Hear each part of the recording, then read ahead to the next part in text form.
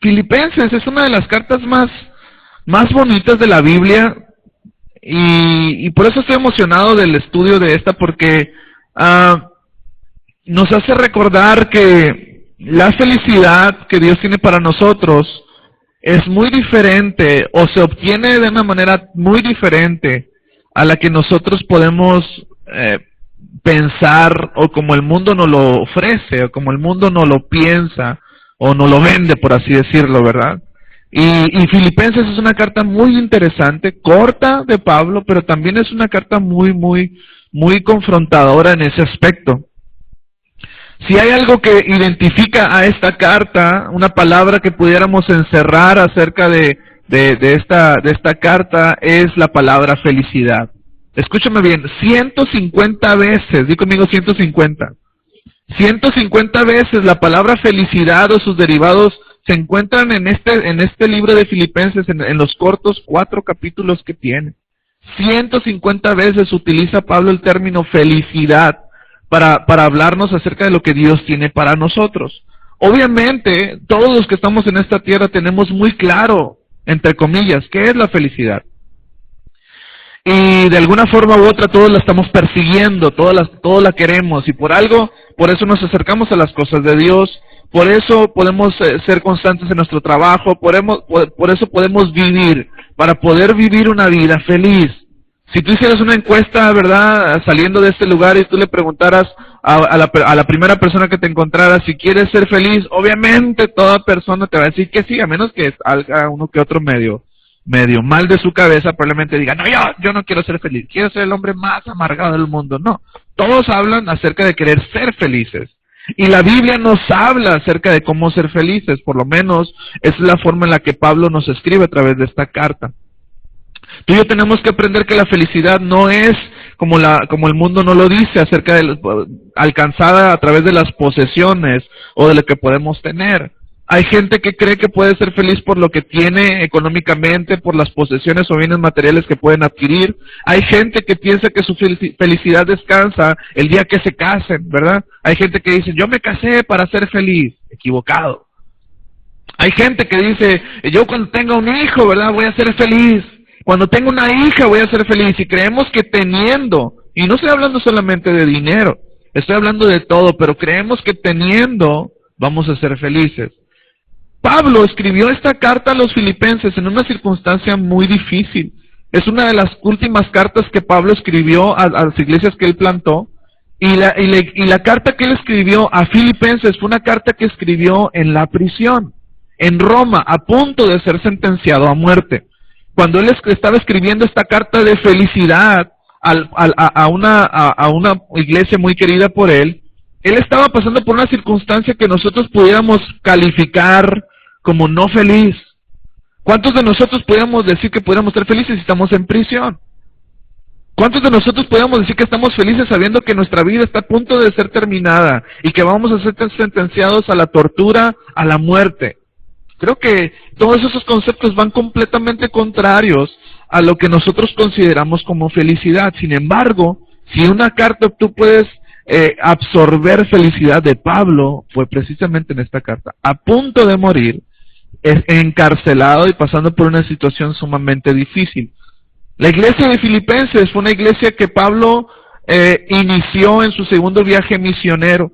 Él empezó esta iglesia en Filipos, una ciudad de constante movimiento comercial, una bahía, una ciudad costa, ¿verdad? Donde ustedes saben que las costas es no solamente por el comercio, sino también por todo lo que se vive acerca de la prostitución, de todo lo que se vive acerca. Era un pueblo constantemente sumergido en el pecado. Y Pablo utiliza el viaje misionero que Dios le envía a hacer para establecer esa iglesia. Después de que establece esa iglesia, él ya no vuelve a esa iglesia nunca más.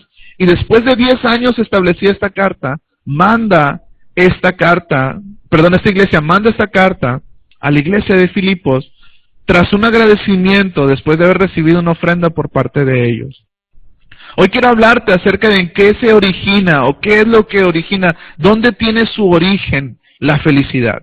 Eso es lo que Pablo nos está hablando en este primer capítulo, en estos primeros versículos del libro de Filipenses. Y ahora que nos vamos a adentrar en este libro, yo quiero orar para que Dios sensibilice nuestro corazón y que todo lo que Pablo hable a través de ella nosotros lo podamos poner en práctica. La felicidad que Dios tiene para nosotros es mucho más grande o mucho más radiante de lo que nosotros pudiéramos imaginar. Cualquier cosa más descabellada que tú te puedas imaginar que te puede dar felicidad, Dios puede llevarlo a un extremo mucho mayor de lo que tú te puedes pensar o puedes imaginar. La Biblia dice que los pensamientos de Él son pensamientos de bien para nosotros. Y queremos descubrir eso a través de su palabra. Vamos a orar y después vamos a leer Filipenses capítulo 1 en adelante. Vamos a orar. Padre, te damos gracias porque te hemos adorado. Gracias, Señor, porque ya no hay nada que nos separa de tu presencia. Tú estás aquí, Señor, y creemos tu palabra. Ahora te pedimos, Señor, ahora que tu palabra va a ser expuesta, que tu Espíritu Santo nos hable, que tu Espíritu Santo nos ministre, y también, Señor, que, ¿por qué no?, nos confronte en aquellas áreas que vamos en un camino errado o equivocado.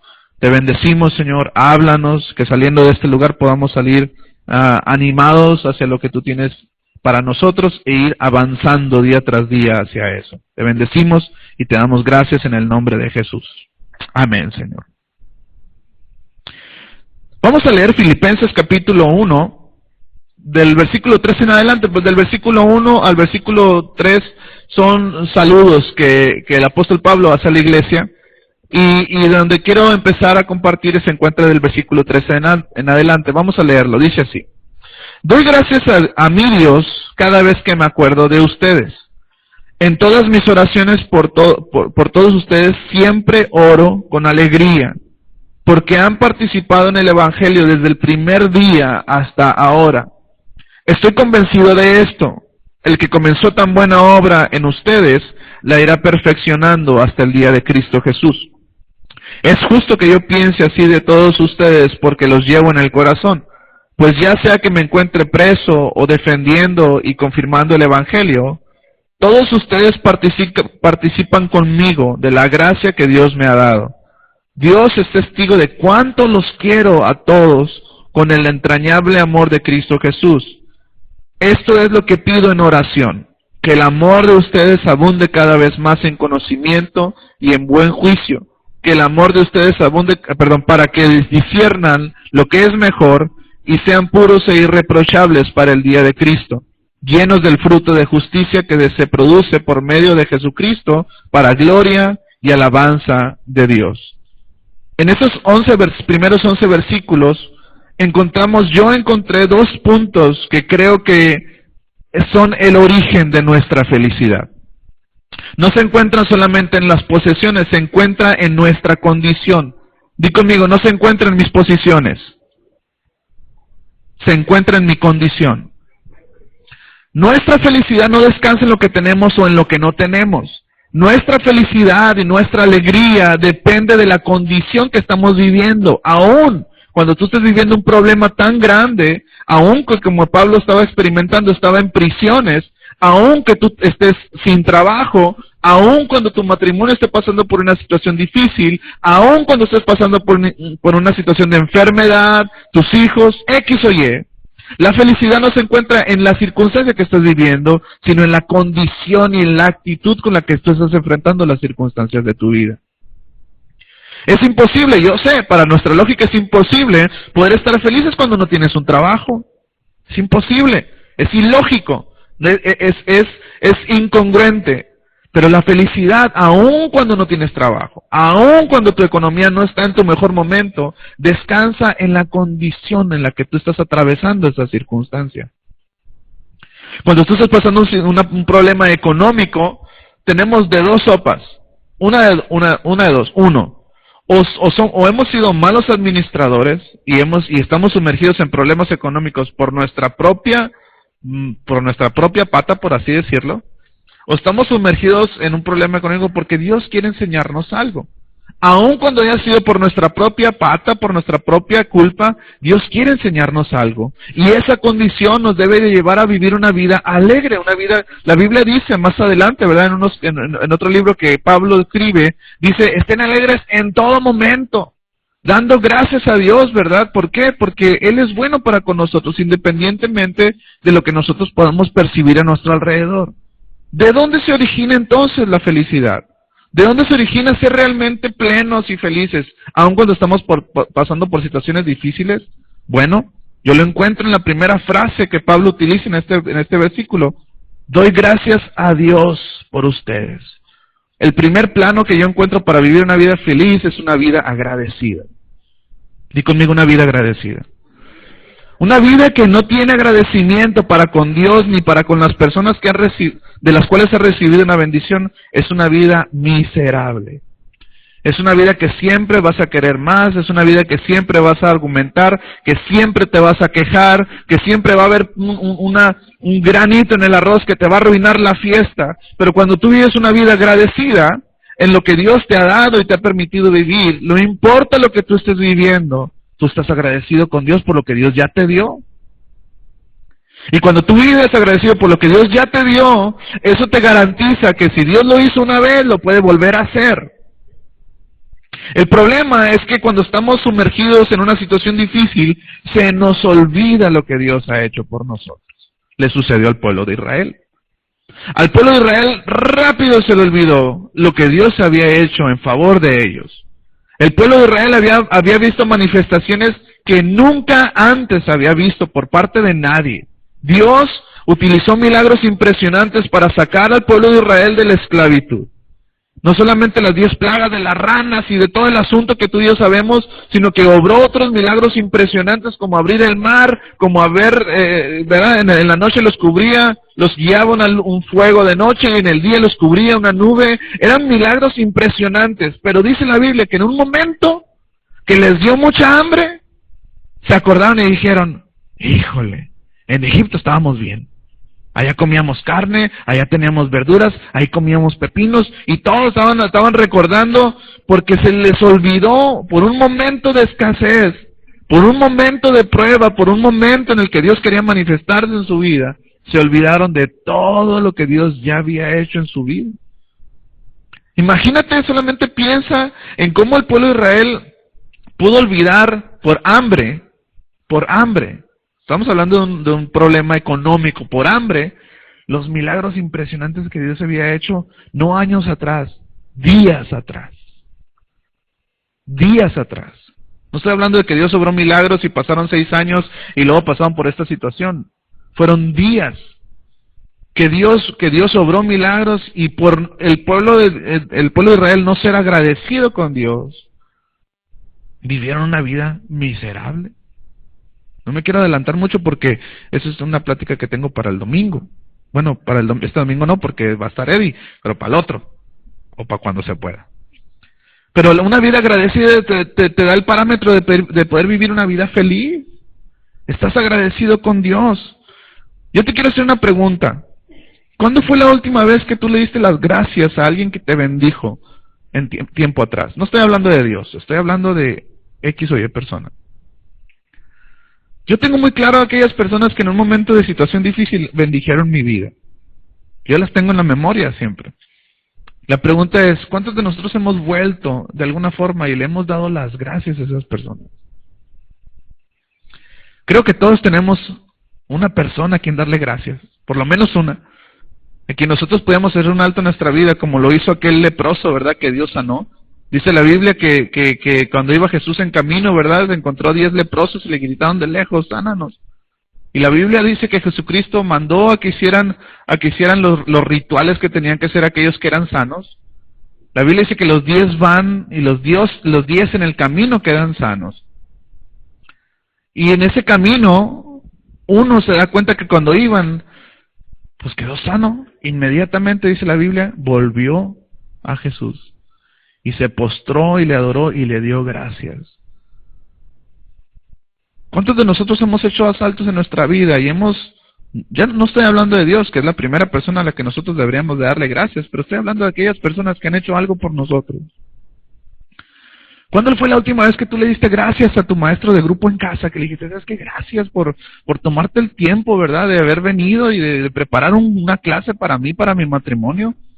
¿Cuándo fue la última vez que tú le diste gracias al anfitrión que te recibe en esa casa y sabes que gracias porque yo sé que tienes responsabilidad, sin embargo no recibes? ¿Cuándo fue la última vez que tú le diste gracias a una persona que te dio una palabra de esperanza, que te dio una ofrenda, que te dio una palmada, que te dio X o Y cosa? Seamos honestos, el dar gracias es un talón de Aquiles del ser humano. Y solamente lo podemos vivir en la perspectiva de lo que Dios ha hecho por nosotros. Cuando nosotros aprendamos a ser agradecidos, vamos a ser personas felices. ¿Estás de acuerdo conmigo? Fíjate lo que dice 1 Tesalonicenses 5:16. Estén siempre alegres. ¿Cómo está eso? ¿Cómo puede ser que en un mundo como este podamos declarar que podamos estar siempre alegres? Bueno, mismo Pablo nos da la respuesta. Estén siempre alegres. ¿Cómo? Número 1, orando sin cesar, teniendo una relación con Dios. Número 2, den gracias a Dios en toda situación, porque esa es la voluntad para ustedes en Cristo Jesús. No está diciendo, iglesia, fíjense, noten la diferencia, no está diciendo Pablo que le tenemos que dar gracias a Dios por toda situación. Le tenemos que dar gracias a Dios en toda situación. Hay una gran diferencia en esto, porque tú no puedes agradecerle a Dios por una enfermedad porque Él no te la da. Pero lo que sí puedes hacer es darle gracias a Dios en la enfermedad, porque sabes que Dios va a obrar. Tú no puedes darle gracias a Dios porque no tienes un peso, porque no tienes trabajo. Tú no puedes darle gracias a Dios por eso, porque eso Dios no te lo da. Pero lo que Dios sí te da es la garantía de que Él va a ser tu proveedor. Y entonces tú puedes darle gracias a Dios en la situación, no por la situación. ¿Me estoy explicando? ¿Sí? Por eso Pablo dice, estén siempre alegres y nos da la respuesta. Número 1, sean hombres que tienen relación constante con Dios. Aprendan a orar en todo momento con Dios. Pero número 2, denle gracias a Dios en cualquier circunstancia que estén viviendo. Porque Dios dice, esta es la voluntad para ustedes en Cristo Jesús. Dios no necesita nuestra gratitud. Dios no necesita como un mesero necesita ¿cómo se llama? La gratuidad, la propina, la propina para, o sea, ahora ya hasta te la encasquetan en el recibo, ¿verdad? Ya te la ponen ahí para que no tengas para dónde hacerte, ¿verdad? Pero Dios no necesita ese tipo de gratuity, ¿no? Él necesita que nosotros vivamos una vida que honre a Él por lo que Él ha hecho en nosotros. Cuando tú y yo empezamos a vivir una vida agradecida, no va a haber circunstancia que nos detenga. Entiendes, ¿verdad? Como le sucedió a Job. Entiendes que algo Dios está tramando. ¿Qué? No sé, pero algo bueno viene. Esa es la perspectiva que debemos de tener en Cristo Jesús. ¿Qué estás pasando en este tiempo, verdad? Que lo único que ha salido de tu boca probablemente sea una palabra de queja y no de gratitud al Señor. ¿Qué es lo que has estado viviendo que ha salido de tu boca? Palabras de reclamo en vez de palabras de gratitud al Señor. Cuando nosotros somos agradecidos, somos sensibles a Dios. Y sucede lo contrario, cuando somos ingratos, cuando somos malagradecidos, somos insensibles a Dios. Fíjate lo que dice, me resultó muy interesante lo que dice Romanos capítulo 1, versículo 21. A pesar de haber conocido a Dios, no lo glorificaron como a Dios, ni le dieron, ¿qué dice? Gracias, sino que se extraviaron en sus inútiles razonamientos y se les oscureció su insensato corazón. Aunque afirmaban ser sabios, ¿qué dice? Se volvieron necios. ¿Por qué? Porque no glorificaron a Dios. ¿Por qué? Porque no le dieron gracias. Cuando tú razonas las cosas, va a ser imposible que tú le des gracias a Dios. ¿Estás de acuerdo conmigo? Cuando tú le echas números a tu cuenta, cuando tú le echas coco, cuando tú le echas razonamiento, es imposible que tú puedas darle gracias a Dios. Porque los números te hablan más que lo que Dios te puede hablar. Por eso la Biblia dice, se extraviaron en sus inútiles razonamientos. En vez de ver la perspectiva de lo eterno, se vieron y se limitaron a su razonamiento. Se les oscureció su insensato corazón y por eso fue imposible darle gracias a Dios. Porque cuando tú y yo queremos sumar 1 más 1 para con Dios nosotros decimos, pues 1 más 1 es 2. Pero no, probablemente para Dios 1 más 1 sean 3, o sea 1. Las matemáticas de Dios son muy diferentes a las nuestras. Lo que tenemos que aprender a hacer, aprender a vivir, es una vida de sensibilidad a lo que Dios nos ha dado. Una vida sensible, a pararnos aún en medio de la tormenta y poder decir, gracias Señor, porque aún que estoy aquí, con toda esta situación tan dolorosa, tan fuerte, tú estás conmigo.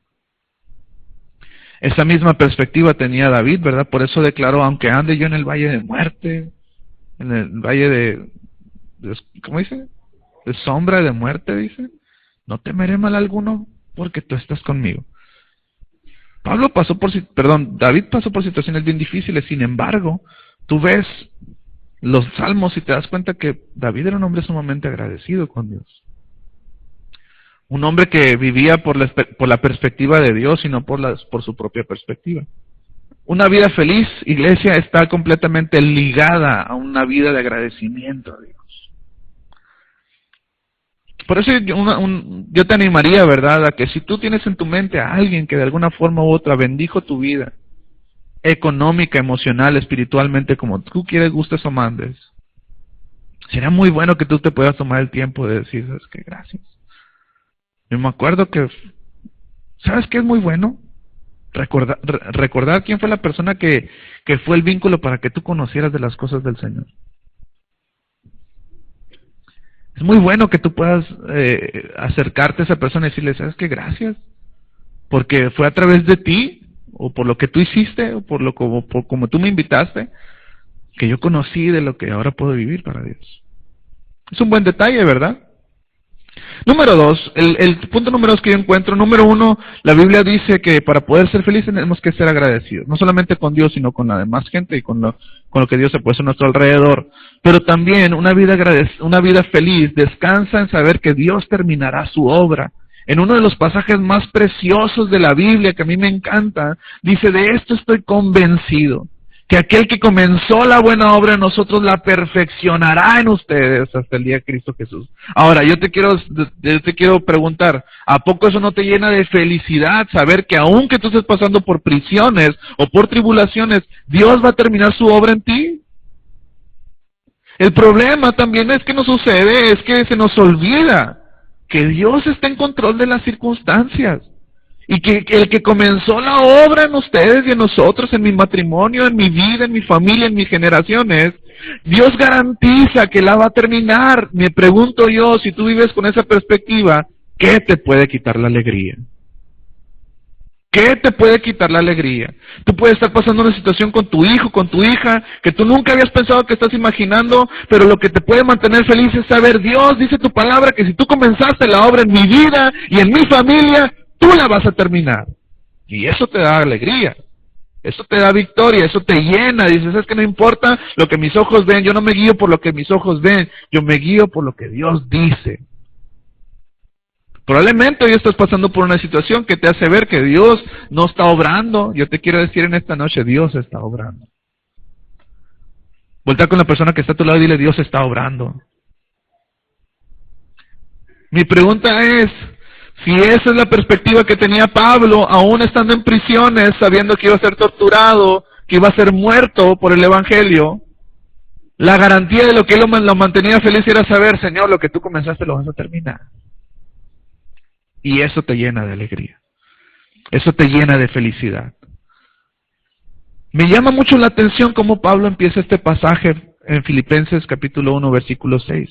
Dice, estoy convencido de esto. Di conmigo, estoy convencido de esto. Ahí está la clave. No es lo que sabes lo que va a marcar la diferencia. Lo que va a marcar la diferencia es de que estás convencido. ¿Cuáles son tus convicciones? Una convicción es algo que te mantiene a flote, no importando la circunstancia. Quiero que nos imaginemos por un momento la perspectiva que Pablo estaba teniendo en este momento. Pablo estaba en prisión, sabiendo que iba a morir. Y Pablo está diciendo, yo estoy convencido de que lo que Dios lo comenzó, lo va a terminar.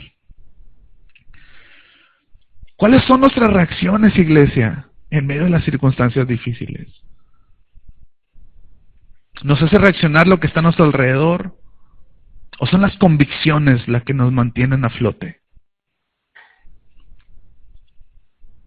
Pablo era un hombre de convicciones firmes. Hay una historia que yo sé que por el tiempo no nos va a dar tiempo de hablarla, pero esta historia es la historia de Daniel y sus amigos. De Daniel, Adrac, Mesac y Abednego. Esos hombres fueron tomados, ¿verdad?, del pueblo de Israel que estaba sitiado, que estaba esclavizado por el imperio increíble de Babilonia. Y estos jóvenes son tomados de entre ellos y les empiezan a enseñar las lenguas y las tradiciones y todo el asunto de los babilónicos, porque ahora iban a empezar a vivir y a trabajar en el palacio. Aún así, aún cuando ellos pasaron por una escuela donde se les enseñó idolatría, donde se les enseñó la historia de otro país, donde se les enseñó otra cosa, aún en el tiempo de que su fe fue probada, ahí prevalecieron sus convicciones. En el momento de la prueba, de la circunstancia, cuando fueron confrontados, ¿verdad?, con el terrible rey Nabucodonosor y que les decía que se tenían que postrar ante la estatua que él había hecho, y ante la amenaza del propio rey que dijo, si no lo hacen los vamos a meter al horno de fuego. Y esos hombres respondieron, Dios, rey, es un tema que ni siquiera deberíamos de hablar, les dicen. No nos vamos a postrar ni ante tu estatua ni ante nadie, solamente ante nuestro Dios. Todavía el rey Nabucodonosor dice, calienten 7 veces más el horno, ¿verdad?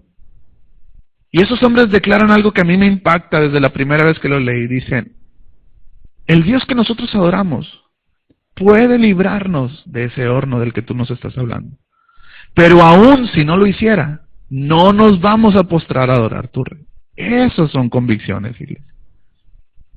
Esas son, no solamente sabían de un Dios, tenían una convicción. Estaban dispuestos a morir por esa convicción. ¿Cuáles son nuestras reacciones? ¿Qué es lo que nos gana en el momento de la circunstancia difícil? Lo único que podemos ver que Pablo tenía una perspectiva mucho mayor que la que sus ojos estaban permitiéndole ver. Él estaba viendo mucho más allá de su propia circunstancia. Estaba viendo el propósito de Dios. Y él declaró esto, estoy convencido de esto. Pablo, en una de las cartas que envía a Timoteo, era un pastor joven en ese tiempo, le dice algo que me gustaría que hoy analizáramos. Dice, pero tú, Pablo le dice a Timoteo, permanece firme en lo que has aprendido y de lo cual estás convencido, pues sabes de quiénes lo aprendiste. Desde tu niñez conoces las sagradas escrituras que pueden darte la sabiduría necesaria para la salvación mediante la fe en Cristo Jesús. Estos cortos pasajes nos hacen ver que Timoteo creció en un hogar cristiano. Dice la palabra de Dios en este pasaje, desde tu niñez conoces las sagradas escrituras. Eso nos hace ver que él creció en un ambiente cristiano. Pero Pablo le dice algo interesante que creo que tú y yo tenemos que analizar en esta noche. Le dice, pero tú permanece firme en lo que has aprendido y de lo cual estás convencido. Hay mucha diferencia, iglesia, entre lo que tú y yo podemos aprender y saber y entre lo que tú y yo podemos estar convencidos. Hay mucha gente que puede saber de las cosas de Dios, saber de la Biblia, saber de la iglesia, saber de cómo comportarse, pero las convicciones se van a dejar ver en el momento en el que sean probadas esas convicciones. Una convicción es aquello que que te mueve a actuar y no solamente a hablar. Hay mucha gente que habla de ser cristiano, mucha gente que sabe de ser cristiano. Hasta tienen todo el dialecto, iba a decir, todo el léxico, ¿verdad?, del cristianismo. Y saben cómo comportarse, pero las convicciones van a prevalecer en el momento de la tribulación. Las convicciones se van a dejar ver realmente qué es lo que mueve tu corazón en el momento en el que sean probadas. Yo te quiero invitar en esta tarde a que todo lo que tú conoces de las cosas del Señor, y de lo cual has escuchado, y de lo cual has aprendido, aún, ¿verdad? Si tú tienes años en las cosas del Señor, ¿verdad? Siendo cristiano desde pequeño, yo te quiero invitar a que eso que se ha convertido acá, se baje acá. Te quiero invitar a que todo lo que hayas aprendido, no solamente se quede en información en nuestra cabeza, que se conviertan en nuestras convicciones de vida, que se conviertan en nuestros valores.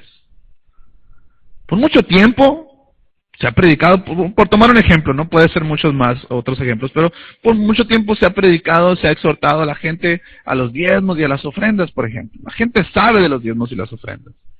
Pero, ¿por qué entonces en ocasiones nos es difícil dar ese paso de fe, de ofrendar y de diezmar? Porque no es una convicción en nuestro corazón. ¿Sí me explico? Si lo sabemos, la Biblia promete que si yo soy fiel en mis diezmos y ofrendas, Dios me va a bendecir más.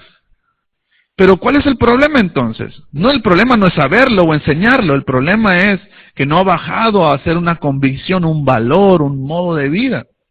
Eso es un ejemplo de muchos, ¿verdad? Dios quiere que nuestros conocimientos, nuestro entendimiento de las cosas de Dios se conviertan en nuestras convicciones. Por lo menos es un punto por el cual Pablo estaba feliz en ese tiempo, aun cuando estaba pasando por una situación difícil. Colosenses capítulo 2, versículo 2 dice: quiero que lo sepan, Pablo le dice a la iglesia de Colosas, quiero que lo sepan para que cobren ánimo, permanezcan unidos por amor y tengan toda la riqueza que proviene de la convicción y del entendimiento. Así conocerán el misterio de Dios, es decir, a Cristo. Pablo deja bien marcado que estas dos cosas son muy diferentes. La riqueza viene por dos vías, por el entendimiento de la palabra de Dios, pero también por las convicciones que se vuelven en nuestro corazón. Así dice, van a conocer el misterio de Dios, que es Cristo. ¿Quieres conocer a Cristo? Convierte ese conocimiento en convicciones. Esos hombres, ¿verdad? Que de hecho hace unas semanas estuve hablando de eso, no me acuerdo bien exactamente, pero cómo los apóstoles fueron muertos. ¿Se acuerdan que estuve hablando un poquito de eso? Cómo los apóstoles, algunos fueron crucificados, otros fueron muertos, pero no fueron muertos nomás porque sí. Estuvieron dispuestos a morir por lo que ellos creían y por lo que ellos estaban convencidos que habían visto. Aun cuando los gobernantes de aquel tiempo les decían, cállense, no hablen de Dios. Y ellos decían, no podemos callar. No podemos callar lo que hemos visto y lo que hemos oído. No podemos, aunque nos lo pidas, aunque nos metan a la cárcel, aunque nos maten. No nos vamos a callar. Esas son convicciones. No solamente conocían de Jesús, habían experimentado a Jesús. No solamente sabían de la resurrección y del perdón de los pecados, ellos habían experimentado en carne propia la resurrección y el perdón de los pecados. La riqueza que Dios tiene para nosotros proviene de convicciones y de entendimiento. ¿Cómo están tus convicciones en este tiempo, iglesia? ¿Cómo están nuestras convicciones? ¿Qué es lo que mueve nuestro corazón? ¿Las circunstancias o las promesas de Dios? ¿Qué es lo que mueve nuestras decisiones diarias? ¿Nuestra propia prudencia o su palabra? En uno de los pasajes más fuertes que encontré en este aspecto, se encuentra en Romanos capítulo 14.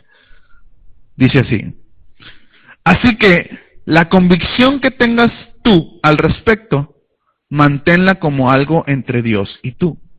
Pablo está hablando de un punto que estaba siendo problema en la iglesia en Roma. Estaba hablando acerca del problema de la carne que era ofrecida a los dioses que no eran Dios. Y Pablo empieza un diálogo acerca de este punto, ¿verdad? Porque no se podían poner de acuerdo. Comer era carne, algunos decían que comer esa carne era pecado, porque no era ofrecida para otros dioses. Pero otros decían, pues es comida. Y eso era un conflicto entre el pueblo, entre la iglesia. No podían llegar a un punto. Pablo dice esto: así que la convicción que tengas tú al respecto, manténla como algo entre tú y Dios. Esto es, si tú sientes que es pecado, por tu convicción y por tu conciencia, no la comas. Pero no condenes al que sí la coma con una tranquilidad. ¿Sí me estoy explicando? Otra persona podría decir, por ejemplo, un ejemplo, ¿no? Un ejemplo. ¿Qué puede ser? Un ejemplo. ¿Qué puede ser un problema? Tomar vino con la comida. De eso no vamos a hablar. Por ejemplo, ¿no? Hay gente que puede decir, no, es pecado, vino. Pues eso te habla de tus convicciones. Eso te habla de tus convicciones. El problema no es ese, porque no hay un punto en el que podamos decir, la Biblia dice eso. Algunos, ¿verdad? Podrían decir, no, pues la Biblia dice que hasta Pablo le dijo a Timoteo que se tomara una copita de vino de vez en cuando, ¿verdad? Por sus males. Y encontramos justificaciones. Pero la Biblia dice, si es tu convicción, si es tu conciencia para con Dios, mejor no lo hagas. Pero no obligues a otros a creer lo que es tu propia convicción. Otro problema pudiera ser también el asunto de la música secular, por ejemplo. Hay mucha gente que puede decir, no, es que la música secular es mala, es del diablo, y podemos tener los 1000 argumentos. Si esa es tu convicción, manténla entre tú y Dios, y Dios va a honrarte a ti. No, es que bailar es del diablo, no, pues es que ver la televisión, y todo puede ser pecado. Pero si esa es una convicción para ti, manténla entre tú y Dios. No condenes a otros por hacerlo. Cuando llegue el entendimiento, ¿verdad?, de una persona. Ahora, yo te quiero decir un punto muy importante de esto. La Biblia dice que el único que convence de pecado, ¿quién es? Es el Espíritu Santo. No importa cuánto argumento tú tengas para convencer a una persona de que lo que está haciendo es pecado, el único que convence es el Espíritu de Dios. Si esa es tu convicción, Pablo nos exhorta, manténla como algo entre tú y Dios. Y Dios te va a honrar a ti. Dice así, dichoso aquel a quien su conciencia no lo acusa por lo que hace. Eso se llama libertad. Esto quiere decir, en el momento en el que tú dices, ¿qué tiene de malo? Ya estás frito. Eso quiere decir que el Espíritu Santo ya te está indicando algo. ¿Sí me estoy explicando?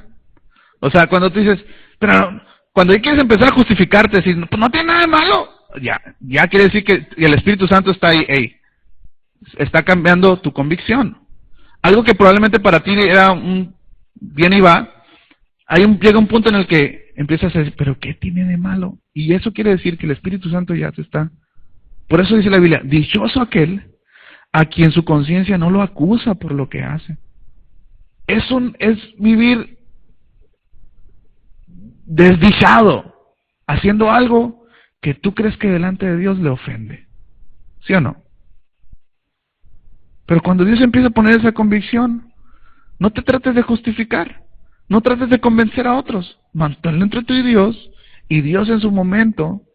Por eso yo siempre digo, Dios no quiere nada de nosotros, Dios no necesita nada de nosotros. Para que tú te acerques a Dios no tienes que dejar de tomar, de beber, de fumar, no, Dios no necesita nada de eso. Lo que Dios quiere es que tú aprendas a vivir por convicciones. Cuando tú veas que otra persona está haciendo algo que tú consideras mal, tu oración debe ser, Señor, que tu Espíritu Santo venga y los confronte. Y que tu Espíritu Santo... Obviamente hay cosas muy obvias que son pecado, ¿verdad? Estoy hablando de puntos en los que puede ser muy difícil llegar a un acuerdo. Dice, dichoso aquel a quien su conciencia no lo acusa por lo que hace. Pero dice, fíjate, pero el que tiene dudas en cuanto a lo que come, se condena porque no lo hace por convicción. Y todo lo que no se hace por convicción, ¿qué es? Fuerte, ¿qué es?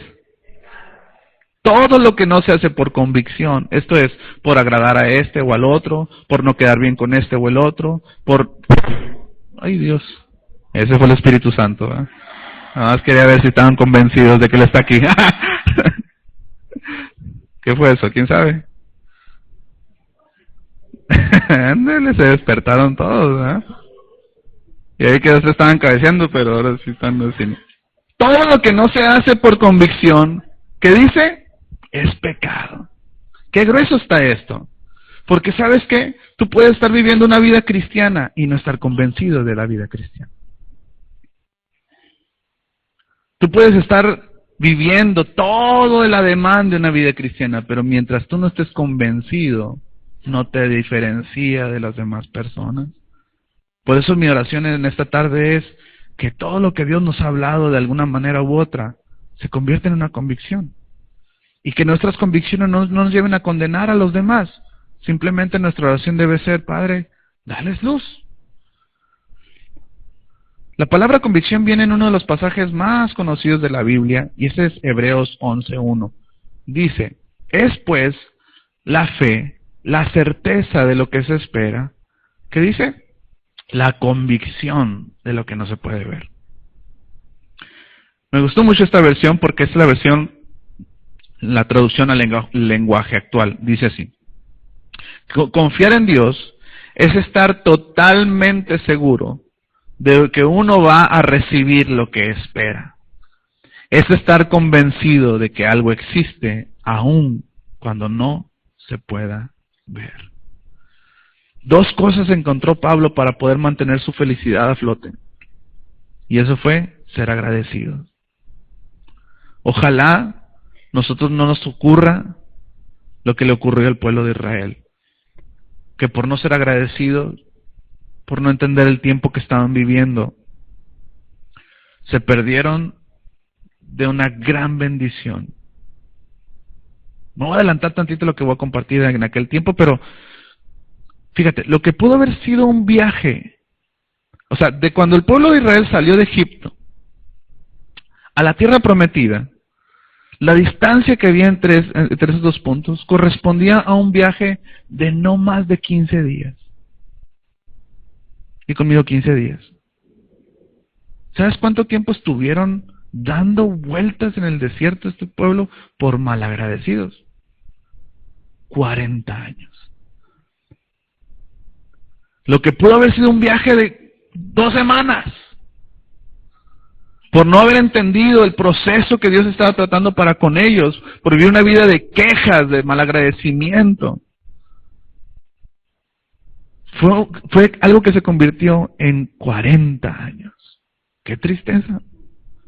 Ojalá no sea el caso de ninguno de nosotros. Ojalá nosotros podamos vivir una vida agradecida con Dios, ¿verdad? Y esa vida agradecida nos va a dejar ver las promesas de Dios en su tiempo. No las vamos a retrasar, no las vamos a alejar, las vamos a experimentar. El segundo punto que había en el corazón de este hombre, ¿verdad?, por el cual aún en medio de sus circunstancias estaba tan feliz, era de saber que lo que Dios comenzó, lo iba a terminar. Probablemente tú ves tu matrimonio, ves tu esposa, ves tu esposo, ves tus hijos, ves tu cartera, y tú dices, ¿cómo Dios le va a hacer? Yo no te puedo decir cómo Dios le va a hacer. Lo que yo sí te puedo decir es que Dios lo va a hacer. ¿Cuántos pueden decir amén? Vamos a orar.